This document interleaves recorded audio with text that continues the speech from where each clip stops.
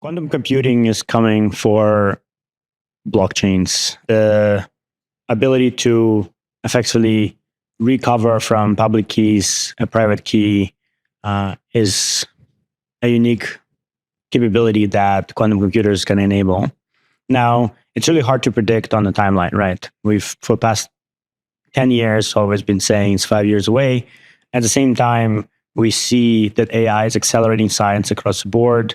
We've seen AI experiments that are actually enabling to find out faster algorithms that need to use less qubits to recover private keys. And so we don't really know on the timeline. But importantly, when we think about blockchains, we think about trust. We think about ability to keep your funds, your stored value safe.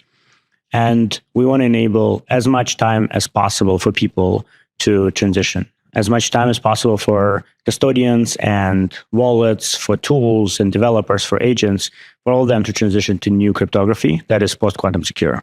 That's why we've launched on July 20th the ability to have post-quantum keys enabled on NEAR accounts. And NEAR's design is uniquely enabling this functionality.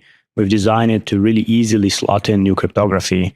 And this is kind of materialization of the design. And importantly, you don't actually need to move your assets. You can just change the keys on the spot for the same account. So really kind of well thought out design for account model is paying off now with this upgrade. Unique about NEAR that we can easily add this cryptography is the account model. It was designed to be extremely flexible and importantly decoupled from individual cryptographic keys. So traditionally, when you think of Bitcoin, Ethereum, and other blockchains, they have a direct mapping between your private key to an account, right? You have a private key that gives you a public key, and that usually is in some way your address.